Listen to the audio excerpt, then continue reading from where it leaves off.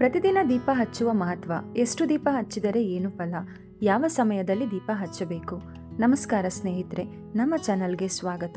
ಹಿಂದೂ ಧರ್ಮದಲ್ಲಿ ದೀಪ ಅಂದರೆ ಕೇವಲ ಬೆಳಕು ಅಲ್ಲ, ಅದು ಜ್ಞಾನ, ಅದು ಶಾಂತಿ, ಅದು ದೈವಿಕ ಶಕ್ತಿ. ನಮ್ಮ ಅಜ್ಜ ಅಜ್ಜಿ ಹೇಳ್ತಾ ಇದ್ದ ಮಾತು ನೆನಪಿದೆಯಾ?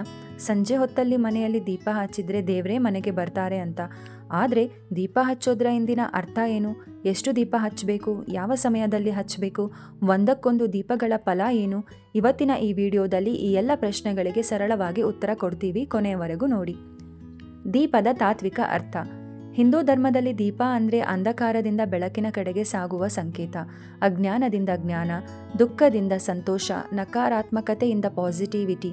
ಉಪನಿಷತ್ತು ಹೇಳ್ತದೆ, ತಮಸೋಮ ಜ್ಯೋತಿರ್ಗಮಯ, ಅಂದರೆ ಕತ್ತಲಿನಿಂದ ಬೆಳಕಿನ ಕಡೆಗೆ ಕರೆದೊಯ್ಯು. ಅದಕ್ಕಾಗಿಯೇ ದೇವಾಲಯವಾಗಲಿ ಮನೆಯಾಗಲಿ ಮೊದಲು ಹಚ್ಚೋದು ದೀಪವನ್ನೇ. ಯಾವ ಸಮಯದಲ್ಲಿ ದೀಪ ಹಚ್ಚಬೇಕು? ಬೆಳಗಿನ ದೀಪ ಸಮಯ ಸೂರ್ಯೋದಯದ ಮೊದಲು ಅಥವಾ ನಂತರ. ಫಲ ಮನಸ್ಸಿಗೆ ಶಾಂತಿ, ದಿನದ ಕೆಲಸದಲ್ಲಿ ಸ್ಪಷ್ಟತೆ, ಆರೋಗ್ಯದಲ್ಲಿ ಸುಧಾರಣೆ. ವಿಶೇಷವಾಗಿ ವಿದ್ಯಾರ್ಥಿಗಳು, ಕೆಲಸಕ್ಕೆ ಹೋಗುವರು ಬೆಳಗ್ಗೆ ದೀಪ ಹಚ್ಚಿದ್ರೆ ಉತ್ತಮ. ಸಂಜೆಯ ದೀಪ ಅತ್ಯಂತ ಮಹತ್ವದ ಸಮಯ. ಸೂರ್ಯಾಸ್ತದ ನಂತರ ಅತ್ಯುತ್ತಮ ಸಮಯ 6ರಿಂದ 7. ಮಧ್ಯೆ ಶಾಸ್ತ್ರಗಳಲ್ಲಿ ಹೇಳ್ತಾರೆ, ಈ ಸಮಯವನ್ನು ಲಕ್ಷ್ಮೀದೇವಿ ಸಂಚರಿಸುತ್ತಾರೆ ಅಂತ. ಸಂಜೆ ದೀಪ ಹಚ್ಚದೇ ಇದ್ದ ಮನೆಗೆ ಶಾಂತಿ ಬರೋದಿಲ್ಲ ಅನ್ನೋ ನಂಬಿಕೆ ಇದೆ. ಎಷ್ಟು ದೀಪ ಹಚ್ಚಿದ್ರೆ ಏನು ಫಲ? ಒಂದು ದೀಪ ಹಚ್ಚಿದ್ರೆ ಏಕಾಗ್ರತೆ ಹೆಚ್ಚುತ್ತದೆ, ಮನಸ್ಸಿನ ಅಶಾಂತಿ ಕಡಿಮೆಯಾಗುತ್ತದೆ. ಪ್ರತಿದಿನ ದೀಪ ಹಚ್ಚಲು ಶುರು ಮಾಡೋರಿಗೆ ಇದು ಸಾಕು. ಎಣ್ಣೆ ದೀಪ ಉತ್ತಮ. 2 ದೀಪ ಹಚ್ಚಿದ್ರೆ ಗಂಡ ಹೆಂಡತಿ ಸಂಬಂಧ ಬಲವಾಗುತ್ತದೆ, ಮನೆಯಲ್ಲಿ ಒಗ್ಗಟ್ಟು ಹೆಚ್ಚುತ್ತದೆ, ಶಾಂತಿ ಮತ್ತು ಸಂತೋಷ ವೃದ್ಧಿಯಾಗುತ್ತದೆ. ಒಂದನ್ನು ದೇವರಿಗೆ, ಮತ್ತೊಂದನ್ನು ಮನೆಯ ಶಾಂತಿಗೆ ಎಂದು ಭಾವಿಸಿ ಹಚ್ಚಬಹುದು. 3 ದೀಪ ಹಚ್ಚಿದರೆ ತ್ರಿಮೂರ್ತಿಗಳ ಆಶೀರ್ವಾದ. ಬ್ರಹ್ಮ ಸೃಷ್ಟಿ, ವಿಷ್ಣು ಸಂರಕ್ಷಣೆ, ಶಿವ ಶಕ್ತಿ. ಕೆಲಸಗಳಲ್ಲಿ ಅಡೆತಡೆ ಕಡಿಮೆಯಾಗಿ ಆತ್ಮವಿಶ್ವಾಸ ಹೆಚ್ಚುತ್ತದೆ.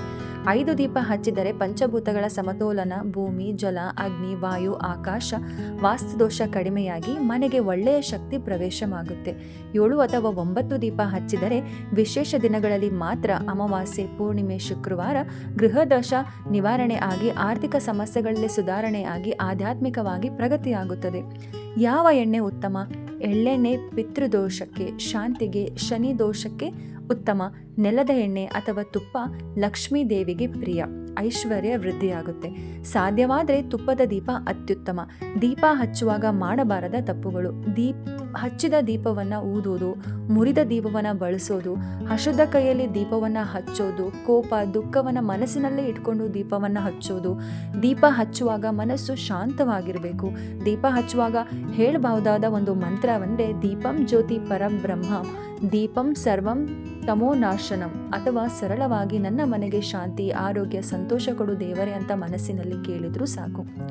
ಸ್ನೇಹಿತರೆ, ದೀಪ ಹಚ್ಚೋದು ಒಂದು ಆಚರಣೆಯಲ್ಲ, ಅದು ಒಂದು ಭಾವನೆ, ಒಂದು ಸಂಬಂಧ, ದೇವರ ಜೊತೆಗಿನ ಮಾತು. ಪ್ರತಿದಿನ ಒಂದು ಚಿಕ್ಕ ದೀಪ, ಆದರೆ ಅದರ ಬೆಳಕು ನಮ್ಮನ್ನೇ ಬದಲಾಯಿಸಬಲ್ಲದು.